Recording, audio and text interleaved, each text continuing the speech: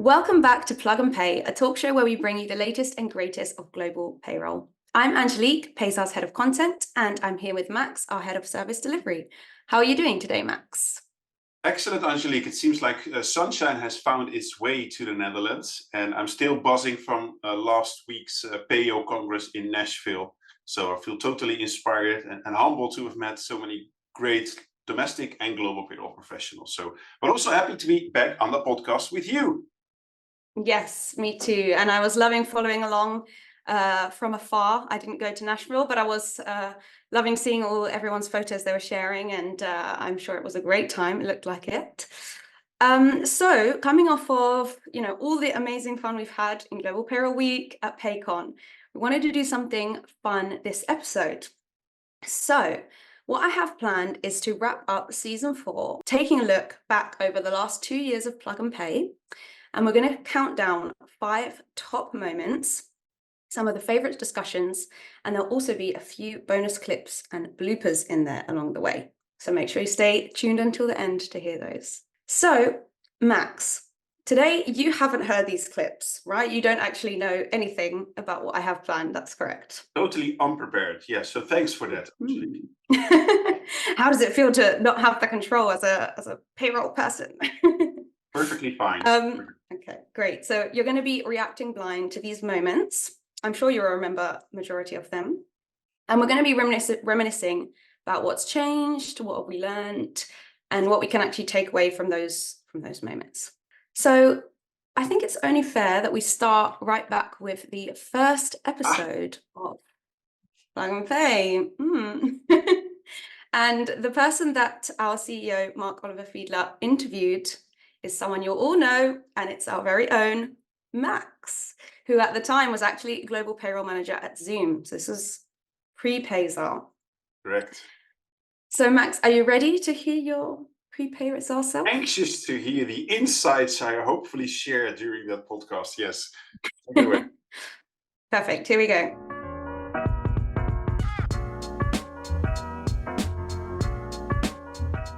We've talked a bit about the past of where payroll's been coming from. We talked about some of the present challenges. You're going to the future, I presume. Let's look into the future, Max. You and I like to do that a lot and talk about what's going to happen. What are some of the ideas that are floating around my head, your head? So I'd love to take the opportunity to hear how you kind of picture the future of payroll. If you had that, I've been asked that question before, if you have a glass ball, and I've been told that has happened, but I haven't seen it yet. As I've mentioned, I think at the start, it's an evolution and not a revolution. So a glass ball, I think in 10 to 15 years time, although we have been told. And I think this is a human restriction to actually see the future as it is, because if you ask, there are clips of people who've been asked, can you ever imagine having a mobile phone, 10 years back, and nobody could imagine, like 0% could imagine that. So probably when this is played in 10 years time, then people will say he had the faintest idea. I think it is a limitation of most human beings, including me, but I will do my best to give a... Except Star Trek, maybe, right? Like people that do movies, maybe we need to think about a payroll movie and then we'll get it right. But let me say, I would be disappointed if this has not happened. Let me phrase it like that. Yeah. I would be disappointed if we still spend most of our time transferring and crunching data. I would be disappointed. I like it. I like that framing of. Yes. Yeah, it's a bit pessimistic, but I would be disappointed in 10 years' time that you and I will still be talking about, I have an HCM connector. Right. Yeah. Right. Data should flow. Validations should be done. And it all comes down to basic stuff, a consistent data model. Within that, a consistent data model. If I can say, I want all the salaries for this country, that country. So I would be disappointed if we still move around data and number crunching. I would also be disappointed if we still use ticket systems to answer questions. I hope that by then, almost 70 to 80% will be answered either by employees themselves because they have interactive payslips. What do I mean with interactive payslips? That's something I will always like. You always get questions on or around pay dates. People say, why has this not reimbursed? Well, it's because you've claimed it after cutoff. What if they could click on the actual item in the payslip and it says, hey, I looked at your source system because I have access to that. You claimed this on the 5th. The cutoff was the 4th. And by the way, this is the policy. Yeah, so that completely from that payslip, actually people will look at their payslip. Employees who watch this, please look at your payslips. Who actually look at it, and they will be self-sufficient in the answer. And other than that, I hope there will still be human interaction. I hope we will not be only bots or only this or only that, because I think what has the pandemic told us, humans need human interaction, regardless of technological evolvements. We need human interaction, but that interactive space, that's something I would wish that would be there. What I also wish is that the payroll profession will still be there with the amazing professionals that there are today. It's not only about technology. And if I could really have my glass ball, and you do not know, but on my desk I have a statue of Gandalf. I am a big fan of Lord of the Rings. Gandalf with his stick looks at my laptop, and I now look at Gandalf, and hopefully in his glass ball, he can make sure that we will not have local payroll software anymore. Ooh, wow. If you would talk about a revolutionary change, it would be not this software in Japan, not this software here. We would have a consistent, unified payroll data model, say the blockchain of payroll, Right. which adapts to local culture and nuance, because every country has a different way of levying tax. There are social dynamics around social security. Oh, yeah. Everything is different. It doesn't mean that the data model should be different, because I've done payroll all over the world. It's always a certain percentage with a certain tax-free amount with a certain threshold. And that's what the politicians try to do to get money in and promote stuff. It's just called different things and has different rates attached to it and calculation. So what if so this is a glass ball, maybe 20 years, I'll be, well, older. And what if that would be there? Now that would really revolutionize it. So Max, in this clip, yourself and Mark were taking a look into the future of payroll. And you mentioned some of the things that you would like to see in 10 years' time, like interactive payslips, self-service for employees, consistent unified payroll model. Now 2 years have passed. I want to ask you, how have these visions, hopes, glass ball dreams evolved since then? And would you answer this question same or differently today in 2024? Well, Gandalf is, by the way, still sitting next to my laptop, so that's something that hasn't changed. I do see Mark and I both had more hair heads 2 years ago. But actually, the glass ball, it's funny enough that you mention it, because we didn't orchestrate this. I was at a session during PAYROLL Congress called the Executive Summit, and we had a panel of EY, I should name them now all, Deloitte, GT, Thornton, and KPMG, moderated by Nick Day from JGA Recruitment, actually talking about AI. And they shared that finally there is something like an interactive payslip powered by Gen AI, where the employees will actually interact with the AI, who have been trained based on the policies and have been learning from the employee questions to actually answer those questions. So it kind of speaks to the interactive payslip employee service. I still haven't seen the actual interactive payslip yet. How you described it, yeah. But perhaps that's just means to an end. I think we are now kind of at an inflection point where you will actually see this happening. It's not widely adopted, because one of the other themes we were talking about, maybe relating to the data model, is PII, so personally identifiable information. That you don't want AI to learn from cross customers, right? You don't want them to learn from different. What if you would say, funny enough, ADP, Payslip, and PaySI would all sit in the same AI model? I think all of us would probably not be very happy. So they can find that in a certain space, so it learns from it.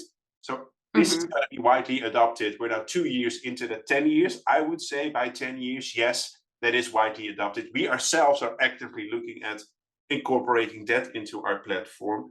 I think the consistent data model is probably utopian state. But maybe when my kids are true global payroll professionals, they have no choice, by the way.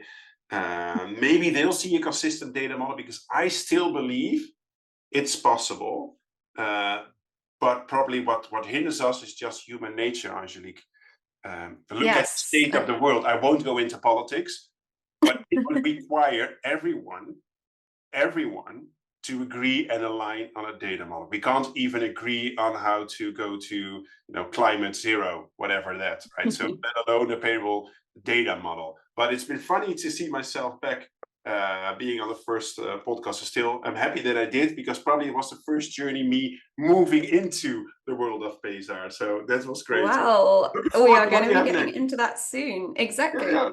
But first, just before we move on to the next one, I had Okay. one more question for you, because there was another theme. I don't know if you noticed, but I did. There was another theme throughout that clip about movies. So we mentioned Star Trek, Lord of the Ooh. Rings, and even Mark mentioned a payroll movie. So my quick fire question to you is, if we could make a payroll movie, what genre would it be? Would it be an action movie? Would it be I don't know, fantasy movie? Yeah. How do you envision payroll? We go for a movie. thriller. Okay. Because there's cliffhangers in payroll. Think of this goes to, so again, my most recent memory is Congress in Nashville, right? So I actually started talking with some people around, you have a lot of people striking in the world or laying down work. What if all the payroll professionals in the world would not work for 1 month? What Yeah. if no work That would was be an done? apocalypse movie, Right? let alone a thriller. Exactly. So, and I mean, no disrespect to any other profession, like nurses, doctors, the police, fire. If everyone would do that, there would also be apocalypse. But let's just, for the sake of argument, say, what if the payroll professionals all over the world, whether you're a provider, a customer, nobody does any work, Angelique. So employees don't get paid, governments don't get paid, nothing is done, no money is moved.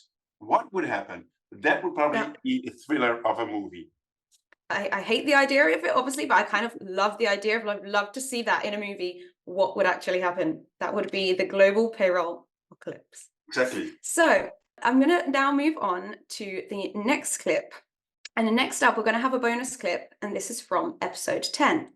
Now, why episode 10? Well, it was a special one because it was when you, Max, came back on the show, but this time in the other seat. So you were interviewing Mark about Payzar. So let's have a listen to how that went.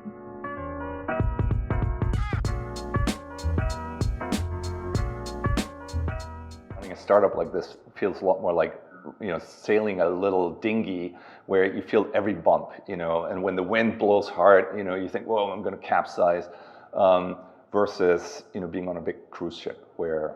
That's a great analogy. Maybe one day Payzar will be that cruise ship, but still be agile enough to move with trends in global payroll. Hey, I just plugged my next question. I'm getting the hang of this host thing. So don't get too good at it, otherwise my team is going to hire you for the whole next season. We got to be careful of not getting me unemployed here. Okay, so that leads us in nicely. I suppose that you guys really can predict the future, because what happened shortly after that, not only did you join Payzar, you also joined as the co-host of Plug and Pay. Amazing. So in that AI chat I was referring to, actually people also said that I could indeed predict the future, because this interactive payslip, Angelique, I've shared also in a podcast with Nick Day.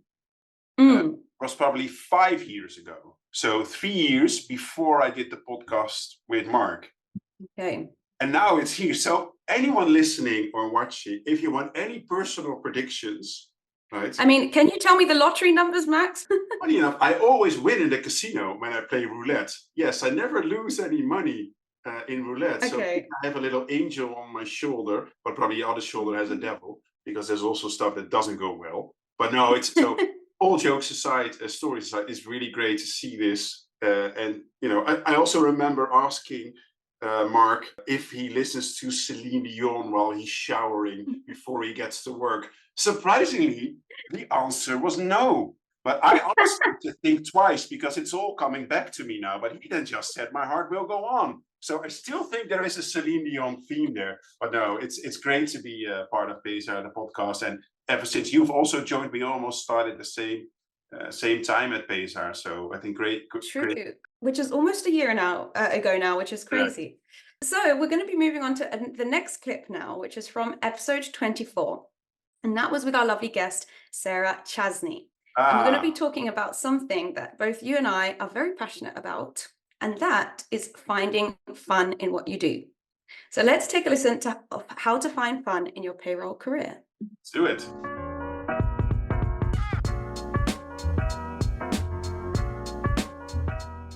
And I think sometimes what we also forget is when we are crunching the numbers, running the paychecks and the payslips, is having fun, Sarah. I know that Mark and I have a lot of fun over our couple of days. And I know you're an advocate of fun, Sarah, because I know you are. But can you tell us a little bit, aside from all the deadlines, the pressures from all the stakeholders, from the employees, how can you make sure that everybody still on Monday morning with a big smile either goes on a Zoom call or comes into the office? How do you make sure you create that fun culture in your team, Sarah? I love this. So, you know, my dad used to say this growing up as a kid. He used to always say, Sarah, find a job that you love, that you enjoy doing every day, right? We hear that a lot as kids. And how many people, how many adults do we know that actually love what they do and love going to work and love joining their team for the day to go get some work done? You know, it's few and rare, and it is something to cultivate and hope for, right? And so that's something also I credit my career with, has been, I'm authentically me. I will never change. I'm always going to be me, and I try to be very authentic. I live by it, and I like to have fun. I like to smile. I like rainbows and sunshine, and I don't like payroll disasters and problems. I like it to be clean and pristine, and I want people to be able to get their money seamlessly without issue. How can you create that environment where people are getting paid seamlessly without issue with a team that actually enjoys going to work every day? You can't do that unless there's some, amount of fun included. And so again, I just try to be authentic, and I do believe in having fun. And I've seen, there are a couple of things I've seen throughout the years, but stats on it, healthy teams are happier, they're more engaged, they're creative, fun breeds creativity, they're vocal, they're advocates. So when people have fun, what happens? Well, they tell others about what fun they have. And so as a payroll leader, how often do you get people from other departments, like maybe IT or finance or accounting or even HR, coming to you and saying, what would it take to be in payroll? What would it take to be on your team? And like, how special is that? Because amazing. It's payroll. It can be really tough, and it's not very fun sometimes. It could be very challenging and very difficult, and you do have deadlines and constantly changing regulations and complexities and system issues, and maybe things that are completely out of your control that you're just going to have to fix or figure out. And so how do you do that without making sure that you can have fun while doing it? So I do believe strongly in it. I think having fun makes teams better. And so we have things, I have things to let the aggression out. We have our sock'ems, rock'em sock'em puppets, and you got to have your toys, you got punching bags, because if you're going to have aggression, have it with your mini punching bag, because you want to have a smile on your face with everyone else. So, wow, Sarah, that's amazing. I love Sarah's suggestions there about the mini punching bag. I think that's hilarious, and she even had it with their they're on camera, ready to show us. So it's very clearly true. And well, my question for you, Max, is the same. How do you find fun in your career when you have been a payroll manager and also now at PayStar? How do you keep that fun alive? Because I know you, and I know how much of a fun person you are. How do you manage to keep that up every day? Wow, that's a very personal question. Goes back to the roots. I've never analyzed why I would have fun. But if I would say when managing big teams, it first starts with probably trust, creating trust within the team before you could have fun. If you would want to make a joke, but people don't get it, then there's not a lot of trust. And it's just making a culture where everyone can bring themselves to work. This actually started for me when I joined Crocs as their payroll manager for Europe. I still remember, and Chen, you're probably not listening to this podcast because you were a commercial director at Crocs at the time. But on my first day, I received an email from her, have fun. She said, whatever you do, I'm sure you'll be great. Payroll needs you because we need to improve. But above all, have fun.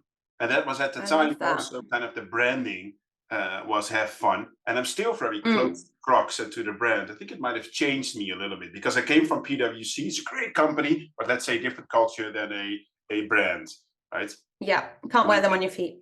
Yeah, yeah. Well, okay, different story, but yes. And then the other theme was, which is now I think still the brand theme, is come as you are. And maybe it comes back to those two things, like come as you are. Don't pretend to be someone else. Don't like put on a different hat if you go to work as if you would go to your family or your spouses or your friends.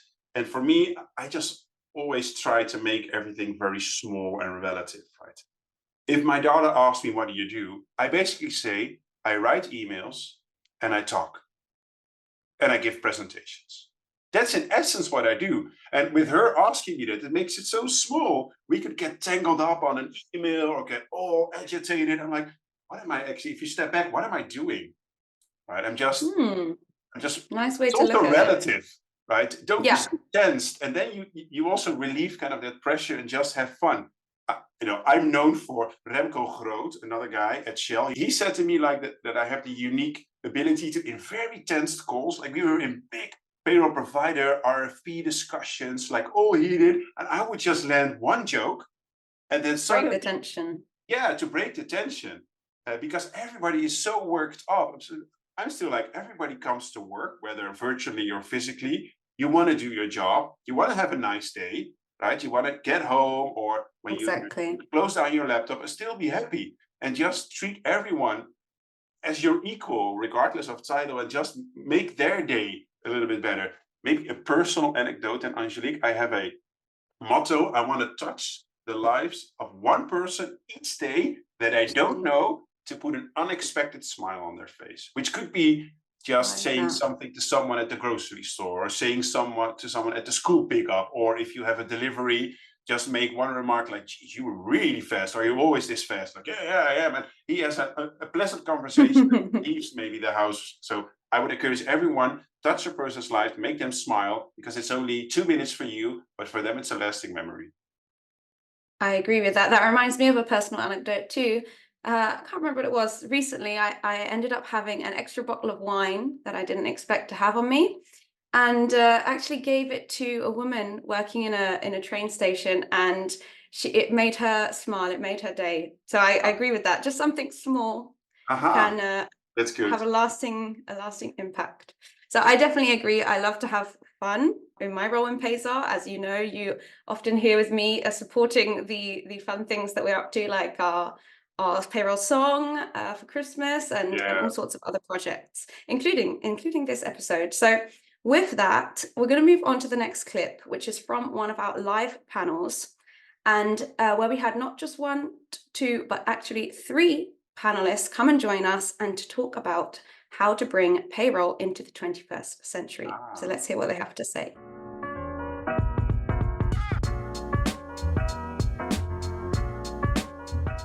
What you're saying is that both payroll professionals, who might be sometimes resistant to change, and providers not facing reality, both have a role to play to bring payroll to the 21st century, because one cannot do without the other, most probably. 100%. Yeah. Both the professional working in the payroll industry and also the provider, they need to have this change mindset. So it's also linked to the first point that Rita mentioned, that we accept this manual data reconciliation, and we should not. We should have one modern system that can, cover all of this communication. It almost feels like you're calling for an uprising for payroll folks to put their stick on the ground and say, we've had enough. Enough is enough. For us to be in the 21st century, we need you guys to help us. And while technology can be an enabler, right? You can throw any technology at someone. If they don't adapt or adopt it, then what happens? I mean, I would say also it's not just on, we're giving a lot of hard times to providers, and I think that's half the picture. The other half also is that you have to work internally with your partners and stakeholders and ask yourself, why are we implementing the new payroll system in the first place? I think one of the folks here in the chat alluded to that as well, is to look at, what is it we want as a company? And that needs to happen more likely before you're actually going out to look for a new provider. So I think there's like two coins to the story. So the providers out there, we still love all of you. That's nice to hear. But I think you make an interesting point. I mean, it's knowing what you want. But it's, I think, Regina makes an interesting point as well there in the chat about, people sort of hanging on to the tools that they used to. I think that speaks to knowing what you do today, what you would want to do, and also being willing to give up certain things, right? And sort of move out of your comfort zone and be open to new ideas. But Okay. I think, Mark, people don't have, because the reason why people are reluctant to change is sometimes because they are afraid of losing their job. But it's not about losing their job. It's not about, because then you can focus really on your payroll work. If you have to do a lot of data entry, you can ask yourself, is that something that a payroll person has to do? Why do we have to accept all those things? Because, and I understand that change is always difficult, but if you see now, we are not changing that much. And I think it's also, well, we are now in 2023, we can fly to the moon, but we still are calculating our payslips manually. Then I'm thinking, this is something you cannot accept no longer, because we are also missing here the boat, I think. Yeah. No, I think that fear that you mentioned of, hey, what's going to happen to my role? It's real. I heard this the other day in a client discussion where we went through a demo and we showed them how you can automate your general ledger exports from payroll. When we showed them that, you can do it just with a few clicks, they literally turned around and said, what am I going to do with those 2 days? It's kind of a question in the room. And to your point, we should adopt a mindset in payroll where we say, if we can save ourselves some of the repetitive work and the manual hassle, where can we add value? Okay, so that for me was a really interesting discussion. I actually listened to that live back in, when that was, last year. And all 5 of you made some really interesting points, specifically around the theme of resistance to change. And another thing that was mentioned actually by Mark just at the end there was about, the time savings. So he mentioned the story about being in the client demo and then saying, what am I going to do with those 2 days? So what I wanted to ask you is, when you were working in a global payroll manager role, what would you have done with the time saved? Well, personally, it was always my commitment to give that time back to my team, whether we were funded with a budget to get it done. I would just then make decisions around scope. What should we do? What shouldn't we do? And I think I should ask my team, but I think I've been fairly successful carving out time for them, working from 60 hours to, sometimes in downtimes, like when payroll's done, maybe 30 hours. And when the payroll heat is on, maybe 50 hours, but overall just 40 hours.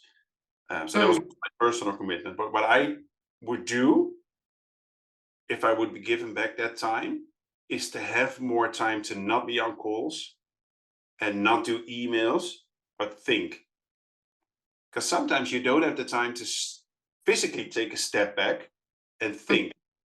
What I used to do is, and sometimes still do, I guess I could have the time back here too. Mark, if you're listening, give me 2 hours back. But that's okay. Just take a walk if your surroundings allow. Physically remove yourself from either office workplace or from your own workplace. I love to be alone then. And I get the most amazing epiphany moments when I just do a walk with some music on or not, and kind of solve these more strategic themes, or how can I actually drive a change just by physically removing yourself from a space and thinking more upwards. I think there was this concept that we shared in one of the many webinars. You would have heads down, heads up, and heads out. typically payroll people are heads down. Sometimes they're heads up, but rarely they're heads out. And sometimes you need to be heads out, and you don't need to be a VP or a director or a manager to be heads out. Also, when you're starting your career as a kind of a specialist role, you also are entitled to be heads out and just think about what you're doing and challenge the hierarchy above you to do what's next. So that's probably what I would do, Ms. Rodriguez. True. I like that. I did not expect the answer to be think, but it actually makes a lot of sense, I think. So the next clip we're going to be moving on to is actually about bringing the internal global payroll brand, making it more visible within the organization. And we had a good friend of ours on for this episode, Sylvia, and this is actually something that she spoke a little bit about at our event last month in Warsaw. So without further ado, let's have a listen to this clip. Ooh.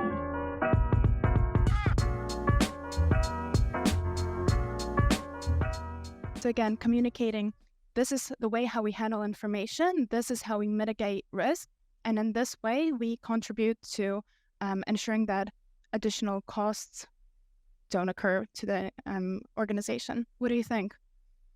I think it's great, Sylvia. It brings back the days, which was not so long ago, where I was in a similar shoes. But you said when we peel it down, it made me think of a movie called Shrek. Because there is this scene in the movie Shrek where the donkey says to Shrek, onions have layers. So Shrek also has a lot of layers. Maybe global payroll is a bit like Shrek, and we should be promoting ourselves to get out there and make a change. Because if you remember, anybody who has seen Shrek will remember. If not, I encourage you to look at Shrek and look at it through the lens of a global payroll professional. He needs to get out of the swamp.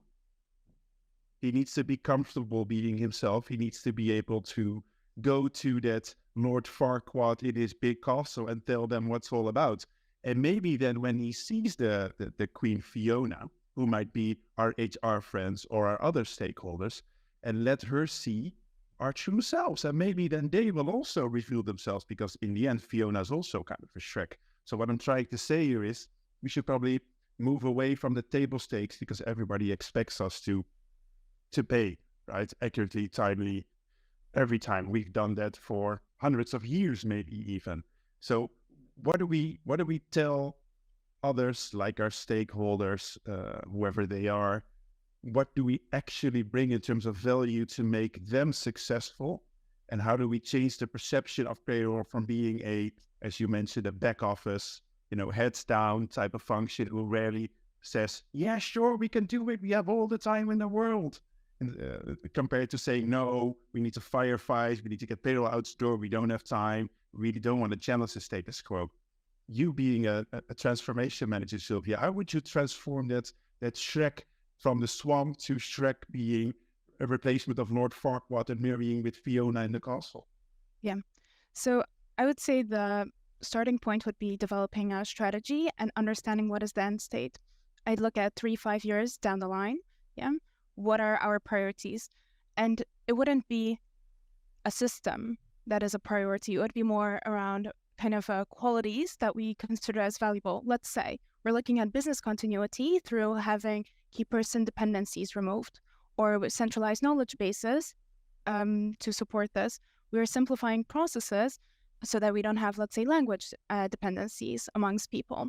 So I think having those targets and assigned kind of year by year steps, roadmap steps to get to them is absolutely critical. So having that vision in place, but also having like a layout of how it's going to be approached and what is done is important.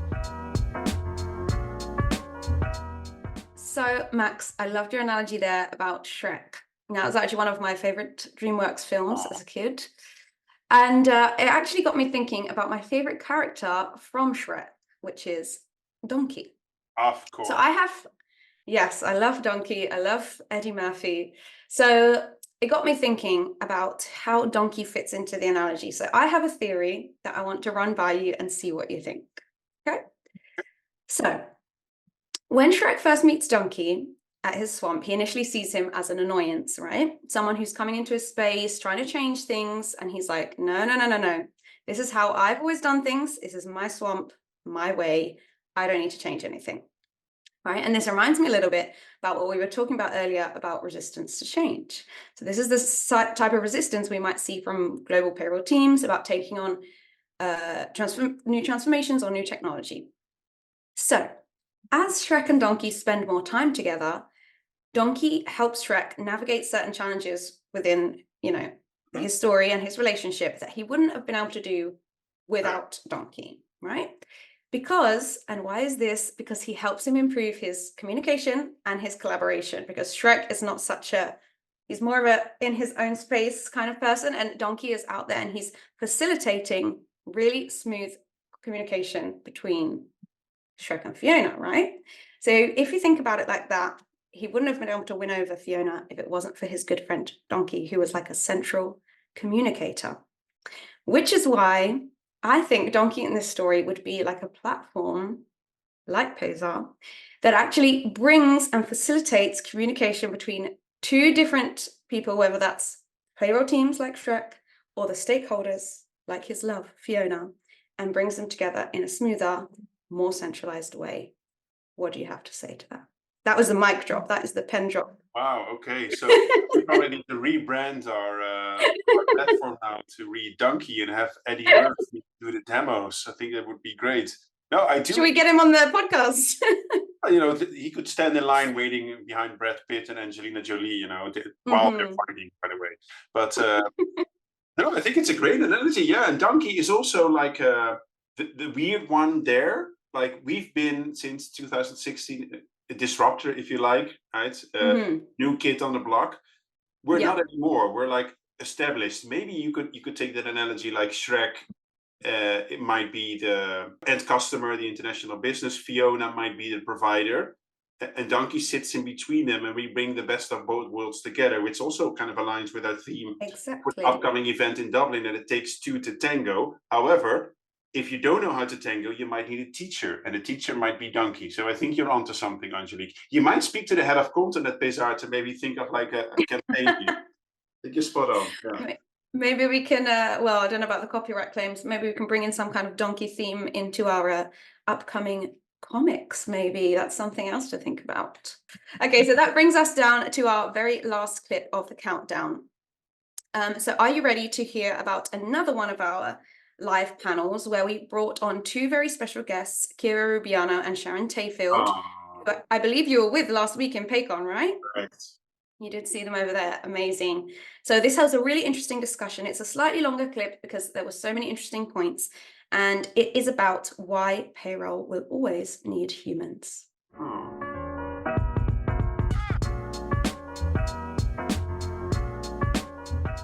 Number of the in-country service teams, the output that comes from them, the payslips are not split per employee. I can see you laughing, Max, because that's the number one thing. You send the wrong payslip to the wrong person. I'm sure we can all relate. And so that's where AI assists, because if you can get a tool that can split the payslips, to your point, Kira, that it knows exactly where the payslip ends, and it creates a separate PDF document or whatever output that you are creating per person, it reduces that risk of having the wrong payslip sent to the wrong person. Because in the old days, it used to be done manually. You used to take the file and somebody used to sit and rename it. That's where AI has really helped improve our efficiency. We used to mail it. Yeah. Yes, Used I to be remember mailed. that. Yes, correct. And it's always like that when I hear you speak about AI and other tools, it's another way of automating parts of the payroll process and upping the quality. So it's all about just efficiency, effectiveness, and quality of the payroll results, which I think if you would sum up all the promises of all technology on the time savings, we would be minus 1,000%, and all being on a beach somewhere drinking some nice cocktail, right? But let's assume that all the tools actually deliver on the promise and you do get time back. What would the payroll professionals within your teams then do with that time that they currently do not have time for?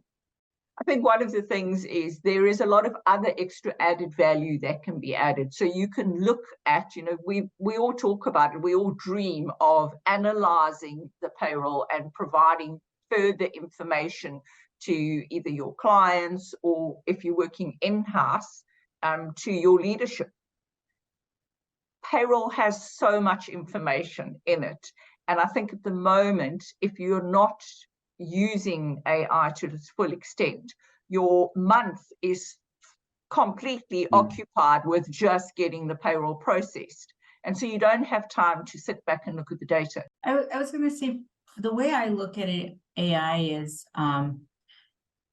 this job is very stressful. It's a very stressful. No kidding. Okay. There's a high burnout rate in HR and payroll. And the reason for that is there's no margin for error, right? And there's no, you can't just like, oh, this month I'm going to be late with paying taxes. You know, I'm sorry, I'm operating with a lean staff, or we'll just, you know, miss the deadline for paying, you know, all of Ireland or something like that. And because it is so deadline driven and such an emotional industry, it is a very stressful industry. And the way I look at AI is it has to relieve some of the stress for us, because the more stress it relieves from payroll professionals, the more we can get payroll professionals into the industry and keep them in the industry. That's number one. So I look at it as a way to help reduce like that pressure that payroll constantly feels, to make sure everything's done 100% right, 100% on time, 100% compliant, like keep everybody happy. You must do it, right? And if we can have ways to alleviate some of that, I think we'll have a happier profession, right, in general. And how do we make life easier for the practitioners? That's a really interesting perspective, because always you hear like you can give time back, reduce manual work, so you could work and focus on strategic stuff. Not everybody wants to focus on strategic initiatives, right? I once managed a guy, a few times actually, he was a great guy, who always said, Max, you provide me with the structure. I want to do my job. I'm a processor, I'm a coordinator. That's what I want to do. I never want to grow into a managerial role. So if I would have told him, we're now going to implement AI, we'll reduce 40% of your manual work so you can work on strategic cost trends, he would be very unhappy. He would be happy by me saying, hey, you don't need to work 70 hours in a 2-week period per month to get payroll out the door. No, you don't have to wake up in the middle of the night if you did that additional check that you actually agreed with yourself that you would do, because you can rely on the payroll results and actually do your job within 40 hours. I think that's the message you're advocating, Kira. Yeah. Yes, exactly. Because let me tell you, in my entire career, I don't think I've had a 40-hour work week. But I want my team to be able to take time off and not feel bad about it. I want them to log off at the end of the day and not panic that they forgot, you know, that one check or that one thing or something like that. So alleviating some of that stress and pressure and kind of building their confidence, I think will go a long way. So I see AI enabling that and bringing us back to a 40-hour work week. Maybe less if things happen and change, but it's something to think about. What a way to round up that countdown. And I think that was a really interesting discussion about, you know, some of both sides of the AI kind of coin that everyone's talking about, you know, both the benefits and a few drawbacks, and overall just how we can make sure that payroll always has humans, and because payroll will always need humans. And I know that you, Max, you actually mentioned that back in the very first clip about the fact that your hopes for the future is that that human interaction will always be there. So my final question for you is, what can we all do in the global payroll industry, wherever we are, whether that's in processing payroll, managing technology platforms? How do you think we can keep that human side alive, no matter how advanced the technology gets from our glassable imaginations, but keep that human element alive? Keep the soul alive, I'm always thinking about. So first of all, big shout out to Kira and Sharon, because I met them again last week. Plenty of time to connect. two wonderful women in payroll that I think paved a career. So if there's any women listening to the podcast, reach out to them. They will be totally inspiring for you and truly shows that you can have a great career in payroll. But that maybe goes to the human connection, you know. Angelique, we work remote. You're in the office sometimes in Barcelona. I travel a lot, and I do love working remote. But you know, the connection you get with someone once you meet, once you actually connect and share, that's still priceless. 100%. Beyond Zoom, beyond Teams, beyond Google Meet, whatever you would use, a human interaction is what makes us human. And I think within payroll, we do a lot of hard work, but make sure you keep on connecting and just asking how you are. So maybe a small suggestion that I used to do, to not make it big themes, but just something practical you could start doing after you've done this podcast. I used to have a list of 3 to 5 people that would change every week, that I would just genuinely wish a nice weekend on Friday afternoon. Oh, Totally surprised. Some people that used to, like, I get a request for them, so I chat with them. Hey, Kasia, how are you? Just wishing you a great weekend. Initially, they were saying like, okay, that's fine, but what do you need from me? I said, no, nothing. Just literally wishing you a great weekend. And that really resonated without us really going into work mode and saying, hey, I need this, you need that, a deadline, that is just genuinely wishing someone a great weekend. So that kind of forges human connections, and you just talking to, you know, Angelique and Max talking as 2 people instead of the head of content and head of service delivery. We're still 2 human beings. So let's not care too much about titles, hierarchy, whoever someone is.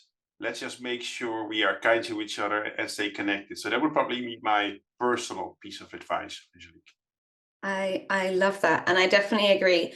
And I think from my perspective, one other thing that makes us human is that we all make mistakes. So that leads me nicely on to something I promised at the beginning of this episode, and that is bloopers. So we did mention that we haven't ever done a bloopers episode. So exactly. Here we go. All right, here we go. Ready, Laura? All right, welcome to another This is for our blooper episode. Exactly. We haven't done one of those. We should. I'm sure. You should. You definitely should. Imagine how popular it would be. Well, you're suffering from your payroll hangover, which sounds like a movie in the making. And I'm waiting for the tattoo on the side of the head. If I look at my camera, I could do a little bit of makeup, but you know. You know, it's funny that you say that. I was playing around with my Zoom settings this morning, and I came across. I don't know if you've seen this. There's touch up my experience. Exactly. You can like my appearance. What is it called? Like freshen up or whatever. Like touch up my appearance. Touch up. That's it. And I was like, it was set somewhat to the middle. I was like, no way. This is gonna go all the way up. I mean, look at me. Like you know, like I need the Botox button on that to touch up my experience. I need the Botox button, Mark said. I love that. I mean, how cool to have a CEO who can laugh like that with you. And I think that just goes to show that the human side of things, I mean, we love it at PayRoll. We have a lot of fun. And well, I hope you guys all do too, having listened to this episode with us. And I don't know, do you have anything else to add, Max, before we wrap up our special mic drop moments countdown there? No, just thanks to you, Angelique, to revamp our whole Plug and Pay podcast. You've done an amazing job, so thank you. And everyone listening, payroll's fun, as we've shown. We're humans. We still provide a great platform. But thanks for listening. Do make sure you subscribe on all the favorite podcast channels. I'm probably stealing your lines now, Angelique, but that's okay. What is it? Spotify, Google Play, Apple Podcasts. But make sure you also look at YouTube, especially for this episode, because you'll see the previous videos, me with more hair, less gray hair, the bloopers of Mark. You would see us shine. So make sure you like and subscribe, carve out some time on your day or you commute or when you walk outside in the 2 hours of freedom. So thanks everyone for engaging. Yes, and thank you, Max, for joining me and letting me take the reins on this episode. And thank you everyone for listening. Until next time. Bye. Bye.